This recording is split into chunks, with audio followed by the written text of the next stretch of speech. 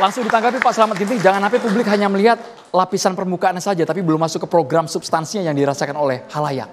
Iya, saya kira program populis tentu saja butuh penilaian panjang, tapi dalam rentang 100 hari ini tentu saya mengapresiasi itu ya.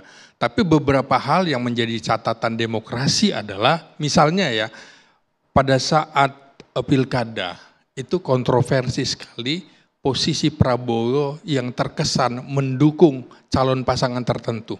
Itu menjadi sebuah catatan.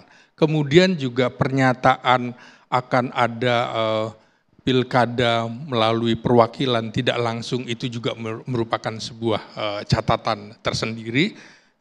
Kemudian juga saat pidato di awal akan mengatakan akan menindak secara tegas koruptor, tapi di sisi lain ketika Prabowo menyatakan akan mengampuni koruptor, itu juga publik bingung. Nah, saya kira jangan semua pernyataan langsung diambil alih oleh presiden. Karena ketika presiden keliru, siapa yang memperbaikinya?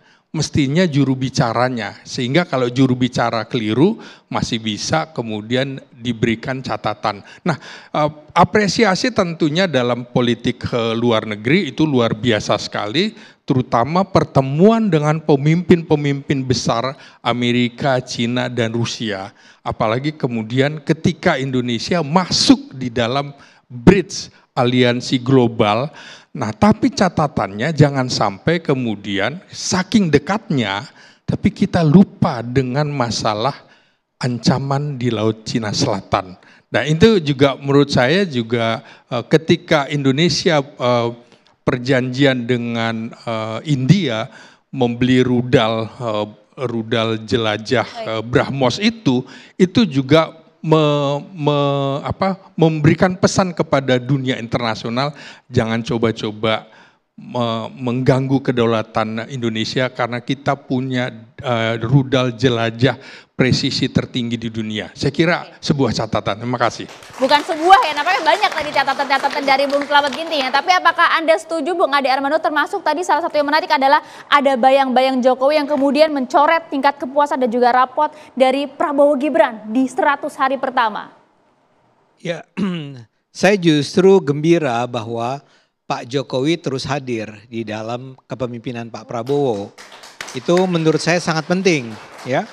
Karena memang yang kita harapkan kan begini, Pak Jokowi itu dalam pandangan kami para pendukung Pak Jokowi yang tinggi ini dilihat sebagai seorang pemimpin, barangkali walaupun ini akan terdengar seperti berlebihan, adalah seorang pemimpin terbaik di Indonesia selama ini. Nah, seorang pemimpin yang sukses itu meninggalkan beban yang besar buat penggantinya. Karena penggantinya akan diharapkan untuk at least sama baiknya atau bisa lebih baik dari Pak Jokowi kan.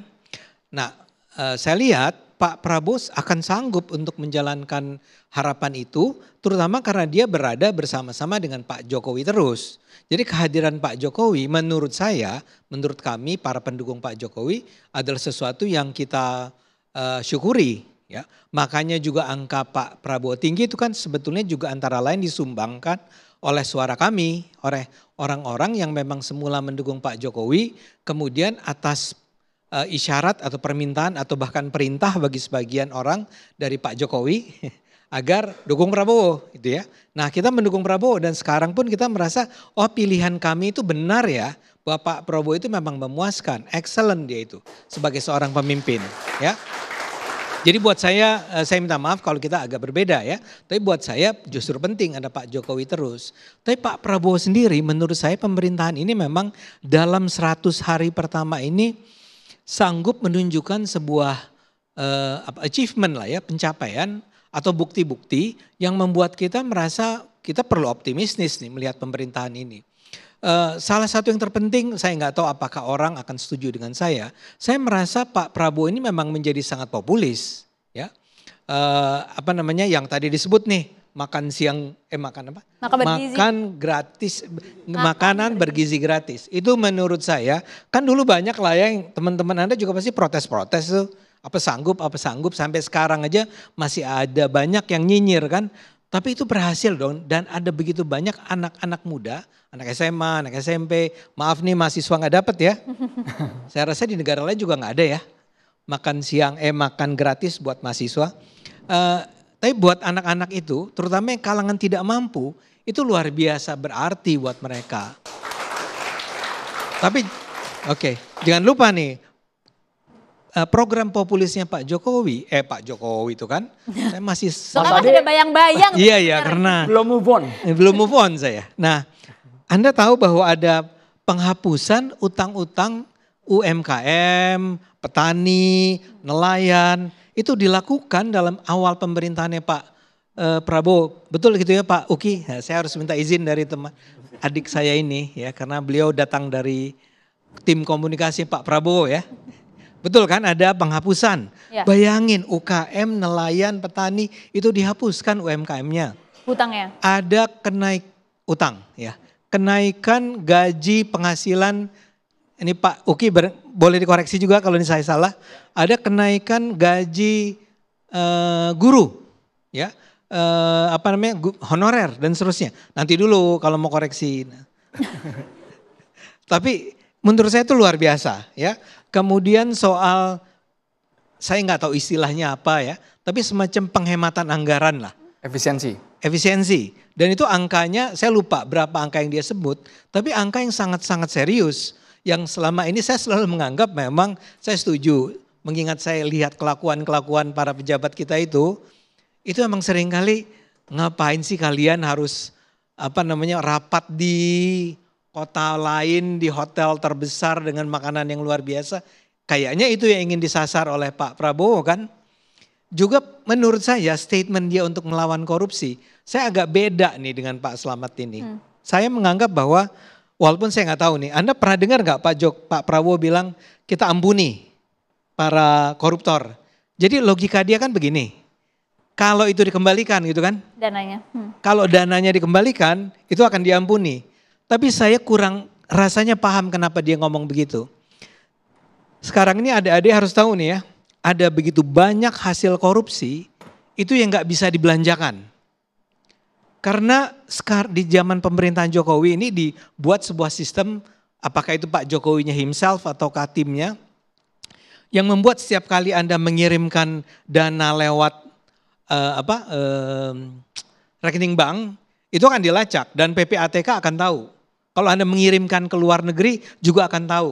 Kalau Anda belikan belikan barang mahal gitu ya, seperti beberapa nama terkenal yang selama ini melakukannya, itu juga bisa ketahuan ya. Karena itu sebetulnya Anda ingat nggak ada kasus di mana ada seorang pejabat Mahkamah Agung ya, yang tertangkap tangan punya uang di rumahnya 1 triliun rupiah. Zarofrikar. Cash. Zarofrikar. Ya, Zarov ya. Ya, Richard ya. Bayangkan loh adik-adik, 1 triliun rupiah itu ada di rumah. Cash. Kenapa itu? Karena dia nggak tahu mau belanjakan kemana. Kalau dia belanjakan dalam jumlah besar, itu akan ketahuan, akan dicurigai. Loh Anda kok jadinya punya duit sebanyak ini, gaji Anda kan cuma berapa, misalnya begitu ya.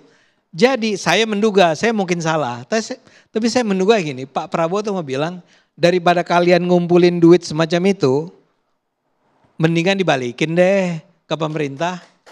Saya duga ya, udahlah balikin dan kalian akan kita maafkan.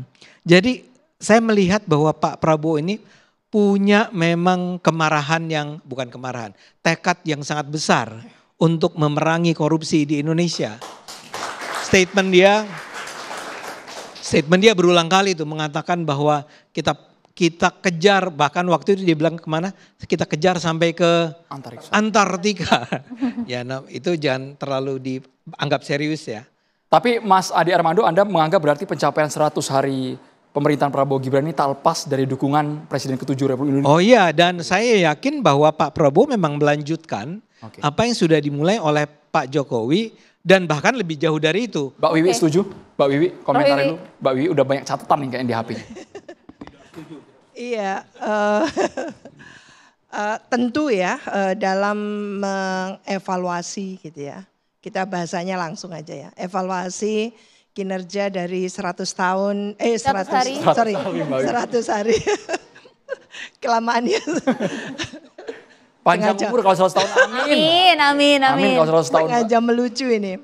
100 hari itu menurut saya tentu harus mengacu ke substansinya. Jadi jangan kira-kira gitu ya. Tapi kan baru 100 hari memang, Prof. Iya, substansinya itu apa? Mengacu pada di mana Pak Prabowo sedang memimpin negara ini dalam keadaan satu, Indonesia sedang tidak baik-baik saja. Lalu dihadapkan pada public distrust yang cukup signifikan. Lalu bagaimana mengelola politik harmoni? Ya, biasanya pasca pemilu tahu sendiri kan, apalagi kalau ada harga-harga dinaikkan dan sebagainya, itu pasti akan ada hiruk pikuk ya yang luar biasa. Itu bisa dikelola dengan sangat baik. Dan kita senang karena Pak Prabowo sangat eksplisit dalam pidato-pidatonya itu menunjukkan bahwa keberpihakannya untuk membangun Indonesia itu bukan untuk yang lain, tapi untuk NKRI. Bahkan loyalitas semua pembantunya itu bukan kepada Pak Prabowo, tapi kepada NKRI. Sampai di situ kita simpatik. Sampai di situ. Apakah itu pula yang membuat katakan gitu ya, hasil survei itu lalu meningkat kepercayaannya kepada leadership ya, kepemimpinan dari Pak Prabowo. Lalu coba kita acu pada 8 program unggulannya. Astacita, mulai Astacita pertama, kedua, ketiga, sampai ke-8. Itu adakah arahnya, itu sudah dimulai oleh masing-masing kementerian lembaga yang dibentuk oleh Pak Prabowo ini. Jujur saya sangat ragu dengan kabinet yang sangat gemuk ini. Karena ini tidak alang kepalang gemuknya ini. Apakah ini ansih kayak struktur saja, miskin fungsi, atau ini kayak struktur tapi kayak fungsi juga. Jadi arahnya ini yang kita baca sekarang ini. 100 hari itu bukan hasilnya, arahnya. Arahnya on the right track enggak? Seperti yang sudah dipidatokan oleh Pak Prabowo. Lah wait and see kita itu sebetulnya pada komitmen gitu ya, konsistensi dan aplikasi yang dikonkretkan oleh masing-masing kementerian lembaga. Itu sebetulnya. Lah, tentu yang sangat menarik dalam keadaan seperti ini adalah mengentaskan kemiskinan. Jumlah penduduk miskin kita yang sangat signifikan jumlahnya, kalau nggak salah 9% ya. Pengangguran, berapa persen Mas? Signifikan masih ya? 5-6%, oke. Dan jumlah stunting, hampir semua daerah itu disapu oleh stunting. Ini yang menjadi pekerjaan rumahnya Pak Prabowo. Saya pelan-pelan, nanti keliru Pak Joko Widodo ya, gitu ya. Nanti itu kaplingannya Mas Ade. Ya. Jadi ini yang menjadi pekerjaan rumahnya Pak Prabowo yang menurut saya, apakah leadership-nya tadi itu yang sangat membuai gitu ya. Masyarakat baik itu yang mendukung waktu pemilu maupun yang tidak mendukung waktu pemilu sehingga hasil surveinya itu oke, memuaskan. Jadi pidatonya yang menunjukkan bahwa kita akan bangun Indonesia dengan memihaki bangsa sendiri itu menimbulkan deburan-deburan yang sangat menyemangati. Prof Wiwi, jujur itu. Ya, tapi apakah kemudian tingkat kepuasan yang cukup tinggi tadi dipengaruhi oleh pidato seorang Prabowo yang luar kombinasi biasa, kemudian juga kepemimpinannya, atau justru tadi seperti yang disampaikan oleh Mas Ade Armando, ini karena posisi Pak Jokowi yang kemudian bersamaan dengan Pak Joko Widodo menurut saya ketika beliau sudah purna bakti, selesai. Dalam sejarah Indonesia tidak pernah ada presiden gitu ya, yang terus menerus membayang-bayangi. Jadi kalau sudah purna bakti ya sudah selesai gitu ya. Ya menurut saya sudah ini eranya Pak Prabowo. Anda tidak lihat ada bayang-bayang Jokowi di balik Prabowo? Pak Prabowo itu bukan anak kecil loh, kenapa harus dibayang-bayangi. Jadi Pak Prabowo itu punya visi, misi, Dan tentu program-programnya yang kalau sama persis, masa iya sih kabinetnya harus dibawa ke Hambalang, dibawa ke Magelang dengan cara-caranya sendiri yang memang punya background seperti itu. Jadi kalau saya tidak terbuai seperti itu. Oke. Memang dalam pemilu mungkin peran dari Pak Joko Widodo oke. Tapi pasca pemilu nanti dulu gitu ya. Karena bagaimanapun juga orang punya style sendiri. Dan menurut saya apa yang dihadapi oleh Pak Prabowo dengan Pak Jokowi sudah eranya beda. Ekspektasi ya, bagaimana katakan meyakinkan, menganalogikan diri Pak Prabowo dengan masyarakat luas, dengan partai-partai yang ada, sampai seperti itu tidak harus menimbulkan guncangan-guncangan, friksi-friksi di tengah masyarakat, itu yang membedakan Pak Jokowi dengan Jadi Pak. beda era presiden harusnya beda cara juga yang dilakukan Iya. oleh para pemimpin Iya. di negeri. Jadi Selain beda. itu Mbak Wiwi, Prof, yang menarik ketika Prof mengatakan ini bisa kami tangkap bahwa meragukan ketika jumlah kabinet merah putih yang terlalu besar, Iya. apakah mereka kaya fungsi dengan kondisi yang sangat gemuk Iya. atau seperti apa? Sesaat lagi harus ditanggapi oleh Pak Oke, Wihadi. makasih. Hanya di catatan demokrasi Indonesia. Terima kasih.